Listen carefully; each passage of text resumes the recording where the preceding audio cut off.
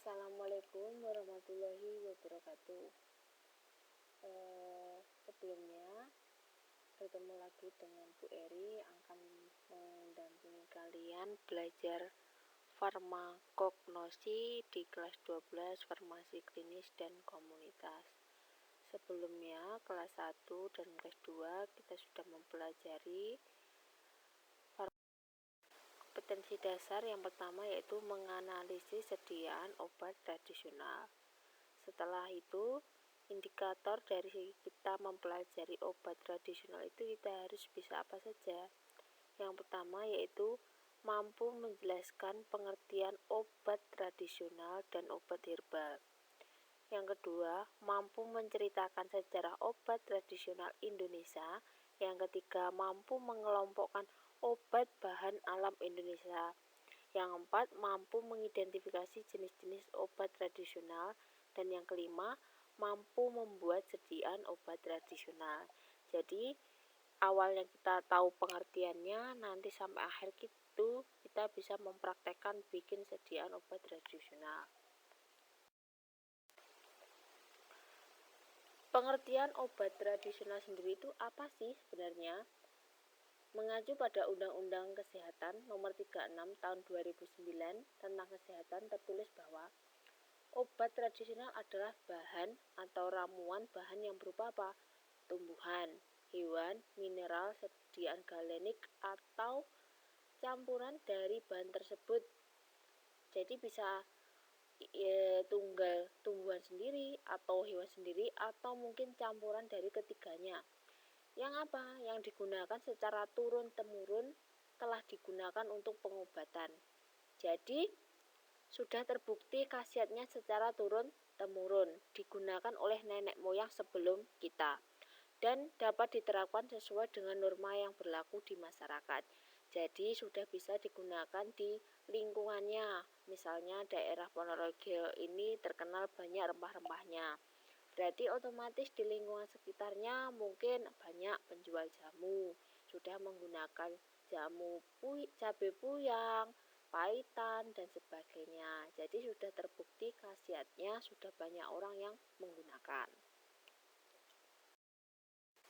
Sedangkan menurut Peraturan Kepala BPOM RI nomor HK 0005411384 tentang kriteria dan tata laksana pendaftaran obat tradisional, obat herbal terstandar, dan fitofarmaka menyebutkan bahwa sediaan galenik adalah hasil ekstraksi simplicia yang berasal dari tumbuh-tumbuhan atau hewan. Masih ingat ya, simplicia itu apa? Ada simplicia nabati, hewani, dan mineral. Bisa dicek lagi di materi kelas 1 tentang simplicia. Oke, dilanjut aja. Sedangkan menurut Permenkes nomor 007 tahun 2012 tentang registrasi obat tradisional menyebutkan bahwa sediaan galenik adalah sediaan kering, kental, atau cair dibuat dengan menyari simplicia nabati atau hewani menurut cara yang cocok di luar pengaruh cahaya matahari langsung. Jadi sediaan galenik itu bisa kering, kental, atau cair. Ini nanti akan kita bahas di bab selanjutnya yaitu ekstrak. Selanjutnya, menurut Peraturan Kepala atau Perka BPOM RI nomor HK 0005411384 tentang kriteria dan tata laksana pendaftaran obat tradisional, obat herbal terstandar, dan fitofarmaka, jamu adalah obat tradisional Indonesia. Jadi, kalian mungkin sudah tidak asing lagi ya mendengar apa itu jamu. Jadi jamu adalah obat tradisional Indonesia. Murni punyanya orang Indonesia. Kalau Cina kita kenal dengan itu apa itu?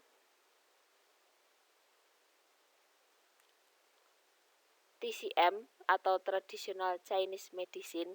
Kalau Indonesia kita punya namanya jamu. Oke ya.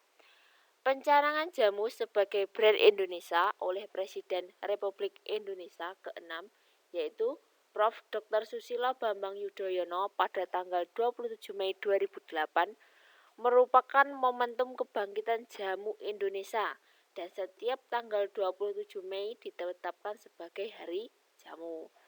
Ya, ini ya, berarti setiap tanggal 27 Mei kita harus memperingati apa? Jamu Day atau Hari Jamu secara nasional. Karena jamu adalah merupakan warisan nenek moyang kita yang asli Indonesia. Jadi kita harus bisa melestarikannya.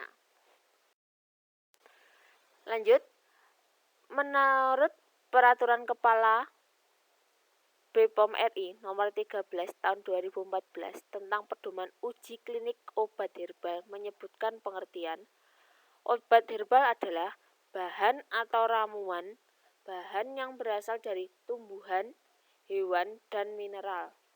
Dapat berupa obat herbal tradisional atau obat herbal non-tradisional. Jadi, obat herbal itu bisa berasal dari apa? Dari tumbuhan, hewan, maupun mineral. Meskipun namanya herbal, kalau berasal dari hewan, itu kita tetap menyebutnya adalah obat herbal. Obat herbal tradisional sendiri adalah apa? Obat yang memenuhi kriteria definisi obat tradisional. Yang kedua adalah obat herbal non-tradisional. Adalah obat herbal yang tidak memenuhi kriteria definisi obat tradisional. Kita ketahui obat herbal tradisional itu ada 3. Yang pertama ada jamu, yang kedua ada obat herbal terstandar, dan yang ketiga ada fitofarmaka. Jadi kalau kita sudah menemukan atau membuat ramuan dengan standarnya, misalnya kalau jamu berarti kita tidak melakukan uji klinik, berarti itu bisa termasuk mana? Masuk ke jamu dan obat herbal tradisional. Kalau dilakukan uji klinik dan praklinik berarti sudah beda lagi, bisa masuk di OHT ataupun di fitofarmaka. Oke, selanjutnya di sini terdapat pengelompokan herbal berdasarkan riwayat tradisional dan bukti khasiatnya serta alur pelaksanaan uji klinis jika diperlukan. Ini ya, herbal tadi terdiri dari mana? Non-tradisional sama tradisional. Yang kita ketahui, yang kita akan pelajari yaitu yang berdasarkan ini, tradisional. Yaitu ada jamu berdasarkan bukti empiris.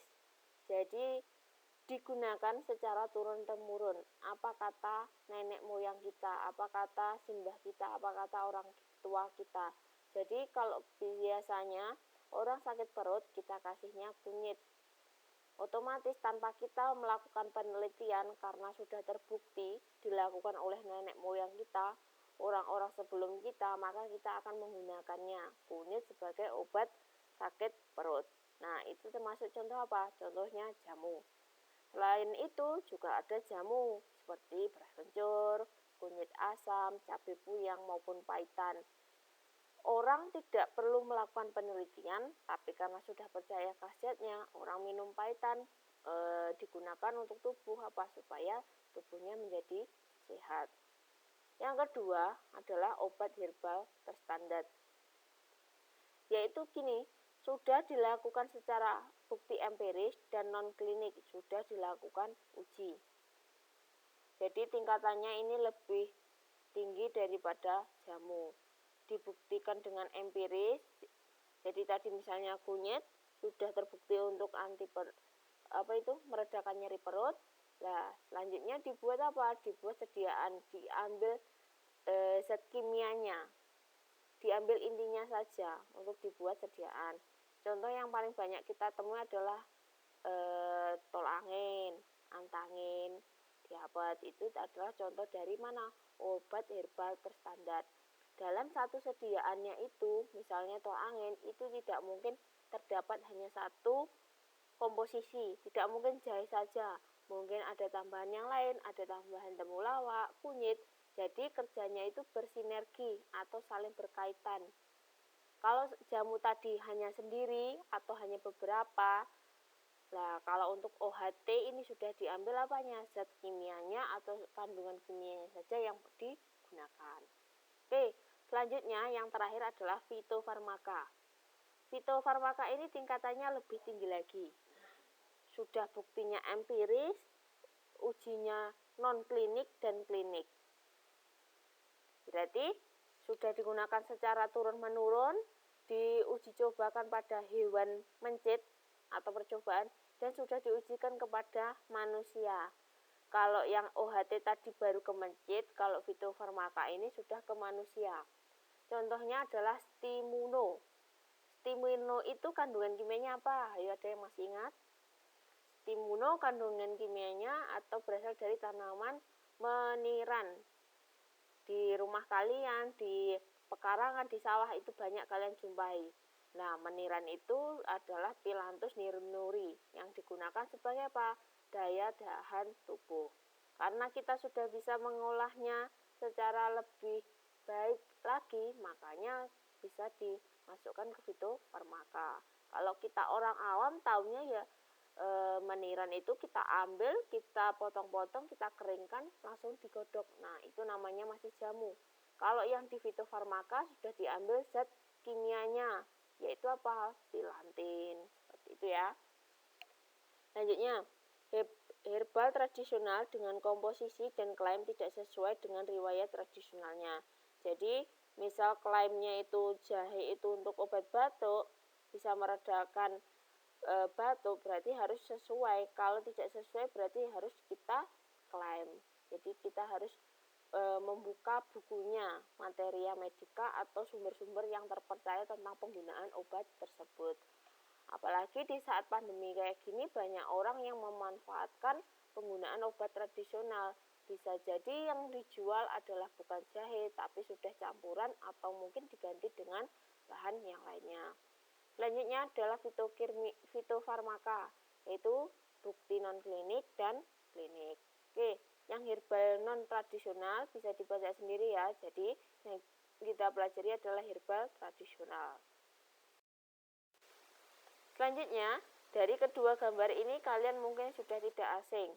Di rumah pasti ada yang namanya kunyit atau curcuma domestica.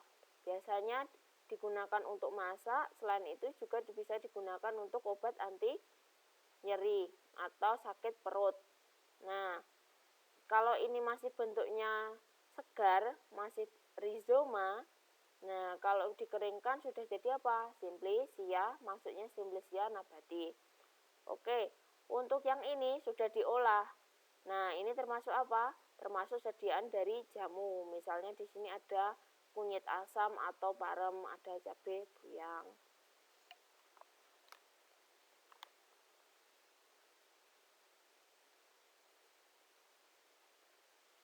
Oke ya, jamu adalah sebutan untuk obat tradisional dari Indonesia, khususnya masyarakat Jawa. Jamu sudah dikenal turun-temurun sejak lama. Jamu merupakan ramuan yang berasal dari tumbuh-tumbuhan alam yang diracik tanpa menggunakan bahan kimia sebagai zat adiktif atau bahan tambahan. Jamu sering disebut sebagai ramuan tradisional karena jamu memang sudah dikenal sejak zaman nenek moyang sebelum ilmu pengetahuan yang berhubungan dengan obat-obat modern masuk ke Indonesia. Kebanyakan resep racikan jamu berumur puluhan tahun atau bahkan ratusan tahun dan terus digunakan secara turun-temurun sampai sekarang ini. Oke ya, tugas kalian adalah mencari sejarah jamu di Indonesia. Kalian tulis di buku, nanti dikirimkan dalam bentuk PDF. Nah, selanjutnya ini, penggunaan jamu oleh masyarakat secara luas ditujukan untuk apa saja? Jadi yang pertama adalah menjaga kesehatan, estetika, dan perawatan kecantikan.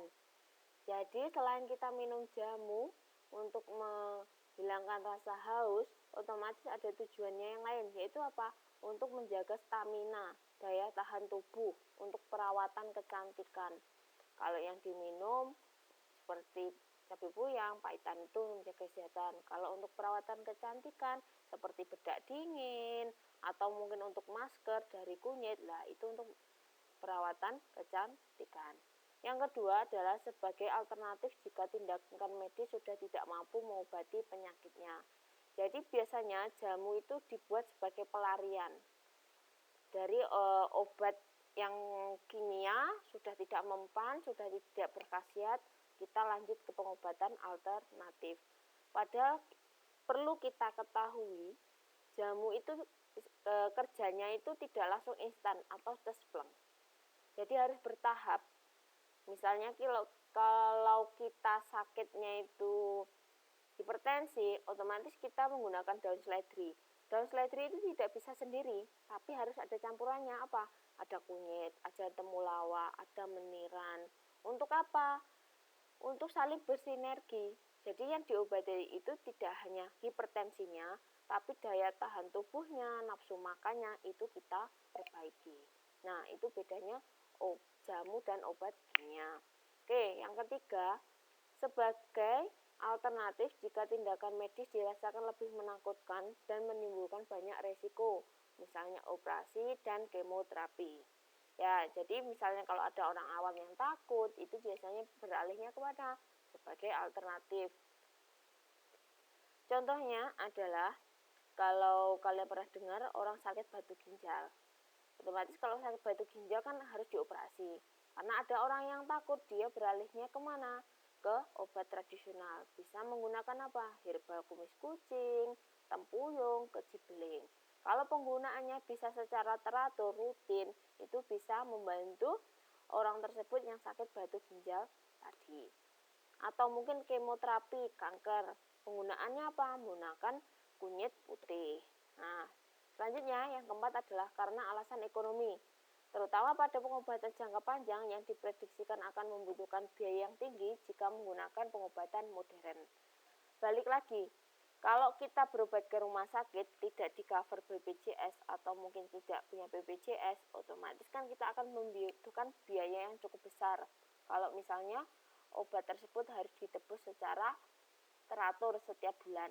Karena tidak adanya ekonomi atau biayanya, otomatis orang tersebut akan beralih menggunakan obat tradisional.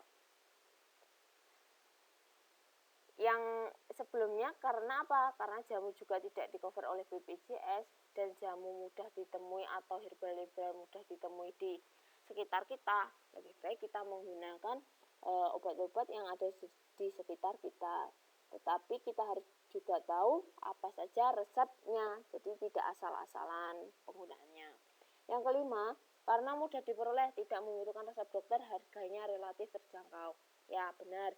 Jadi, di mana kita bisa mendapatkan obat tradisional tersebut atau bahan-bahan tersebut? Di lingkungan kita juga ada, di perkarangan, di pasar. Dan untuk membutuhkannya, kita tidak perlu harus ke dokter. Cukup dari omongannya orang, misalnya untuk kunyit tadi untuk sakit perut.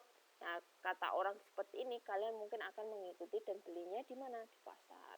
Dan harganya juga terjangkau, 2.000 atau 3.000 sudah dapat 1 kilo. Kalau obat perlu biaya yang lebih mahal. Selanjutnya, kekayaan keanekaragaman hayati Indonesia merupakan anugerah terbesar bagi umat manusia. Karena apa? Yang pertama, sangat bermanfaat bagi kehidupan. Dapat menjadi sumber kehidupan, penghidupan, dan kelangsungan hidup bagi umat manusia. Karena potensial sebagai sumber pangan, sandang, papan, obat-obatan, serta kebutuhan hidup lainnya. Jadi dari tanaman itu juga kita bisa mendapatkan manfaatnya. Bisa dibudidayakan, bisa untuk memenuhi kebutuhan hidup sehari-hari. Yang kedua, merupakan sumber ilmu pengetahuan dan teknologi. Yang ketiga, merupakan sarana pengembangan sosial budaya umat manusia. Yang keempat, membangkitkan nuansa keindahan yang merefleksikan sang pencipta alam. Jadi kalau ingin obatnya tetap lestari, berarti kita harus tetap menjaga, membudidayakan, harus tahu. Karena banyak tanaman yang sudah punah karena kita tidak bisa menjaga dan melestarikan. Oke. Jamu bisa digunakan untuk apa aja sih?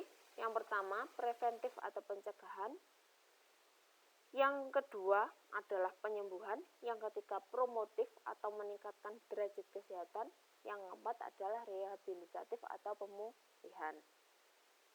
Hasil riset ini ditujukan bahwa di kalangan masyarakat yang pernah meminum jamu, sebanyak 93,76% menyatakan bahwa jamu memberikan manfaat bagi tubuh. Kepercayaan masyarakat terhadap jamu harus disikapi dengan tepat dan arif.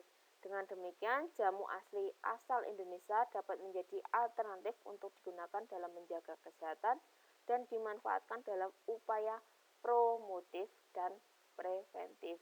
Jadi jamu lebih ditekankan kemana? Promotif dan preventif. Untuk penyembuhan bisa, tapi sifatnya adalah lambat. Lebih baik kita mencegah daripada mengobati. Oke ya, sekian materi yang Bu Eri bisa sampaikan tentang obat tradisional. Bisa dibaca lagi, bisa didengarkan lagi untuk materinya. Sekian, wassalamualaikum warahmatullahi wabarakatuh.